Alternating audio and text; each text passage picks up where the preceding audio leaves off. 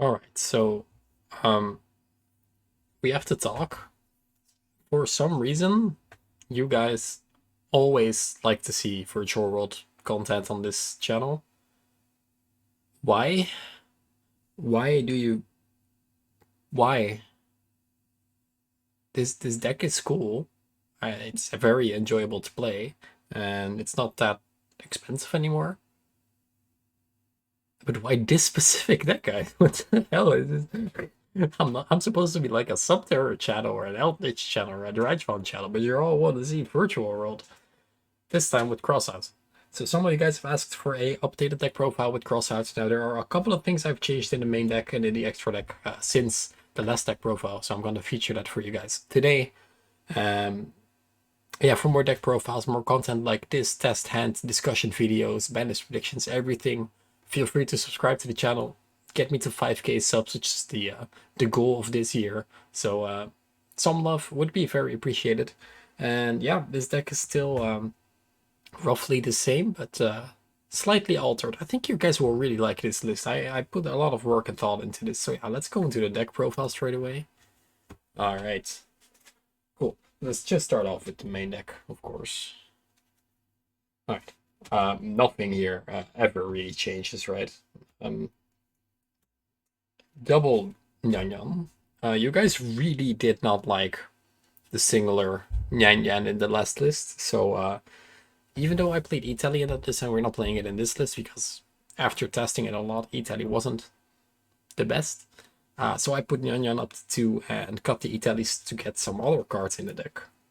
As I've said before, I am playing Crossout, so I have some Crossout started. I think Ash is overall the best hand trap in the game. I don't think hand traps are really amazing right now, but you have to play a couple since you do run the Designator.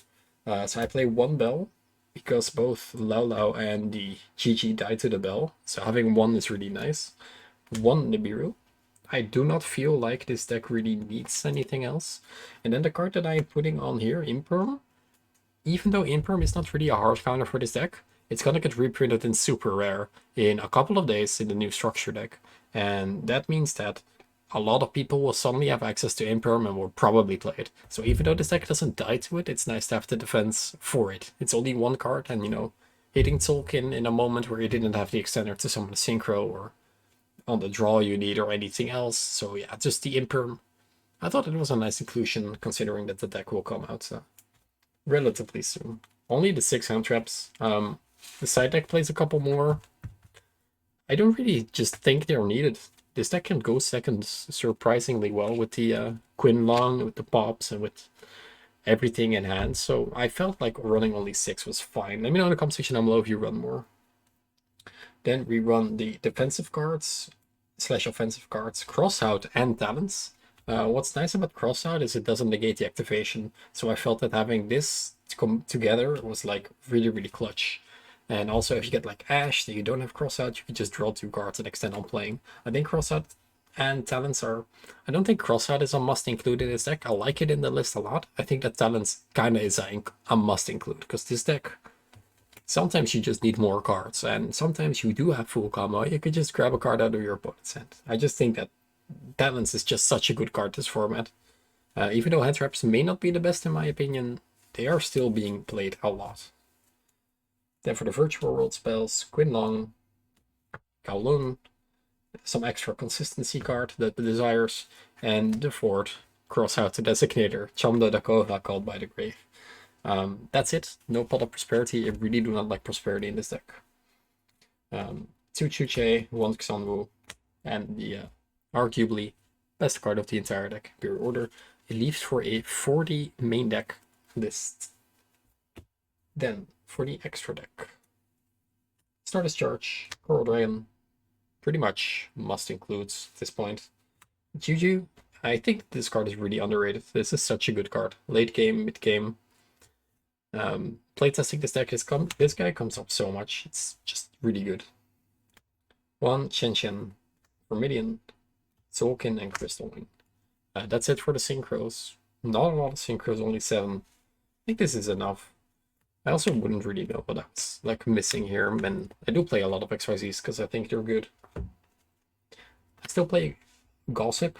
there are certain hands where I just end on 2 bodies, 2 level 3s, and having the extra negate is just very nice, especially if you do play like hand traps and cards you can activate. Like you can just draw in your own turn. I don't know. This card is just kind of nice. Breaksword. Ptolemy M7 for the bounce. Beatrice. We're attacking some side deck Spice. Penfan. Utopia Beyond. Gaia Charger. And Zeus. For a 15 card extra deck. 8 Xyz, 7 Synchros. Yeah, all these cards are kind of standard. Beatrice is kind of like flex spot. I think there's like 1 or 2 flex spots. The Bamboozling is also kind of a flex spot. I don't really see anything I would change them for. So then for the side deck, where I put a lot of thought in. So you've seen Mischief of the Gnomes. Virtual World is a really, really popular deck right now, and I think that if you're going to locals, you're going to play this deck. And a card like Mischief of the Gnomes, in case you do not know this card's effect, this turn, reduce the levels of all monsters in each player's hand by 1, even after they have summoned your set. You can banish this card from the graveyard. This turn, reduce the levels of all monsters in each player's hand by 1, even if they are summoned set. This card is broken in the mirror because you make all their monsters level 2 and they have to use 3 bodies, and their level 6s are become 5, and it's super awkward to play with. And you just send this to the graveyard with Beatrice. So you just side this in going second in the mirror, and or going first in the mirror, and it's really, really strong. I also side in the Zombie World and Necrobanshee to also send off Beatrice. So this is kind of from my Beatrice package. This is really good versus Dragon Link, which is a deck you should not underestimate. Dragon Link can kind of easily play through your field. Having this as backup makes them stop summoning, because they can't make Striker or LP or Pisty. They definitely can't make LP. And they can make Romulus. So that's really nice. Then I play triple Lancia. This could also just be 1 Lancia. You do want to play 1 in case you go first, and you can side 1 in and cross out it, which is really sick. I'm not playing Troll in this list, because at my locals it's not really necessary, but it might be that in your locals there's a lot of Dragon Link, then your side kind of has to change. Then you might want to consider like running something like Droplets and Droll Knockbird. The double extra Nibiru, I mean, could also be like 3 Droll and a second Nibiru, could be fine. I'll play Dark Ruler no more. I'm not sure. This could also be Droplets.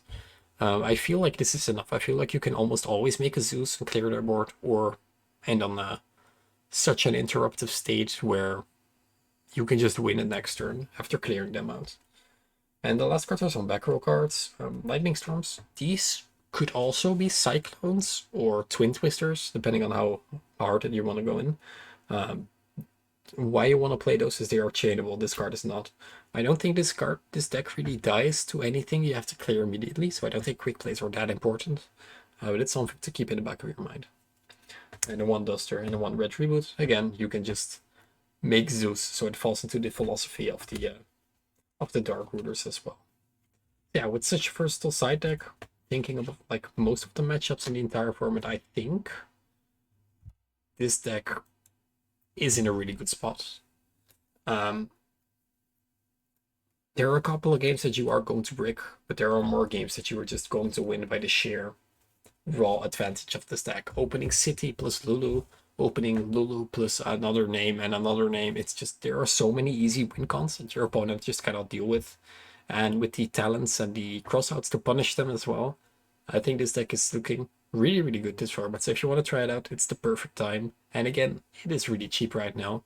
You don't have to play the crossouts. I have a deck profile from a couple of days ago without the crossouts. So if you want to see that, go check that out. And this is for the new format with the Megatons. And yep, looking forward to playing this a little bit more. Thank you guys for watching, and see you guys in the next one.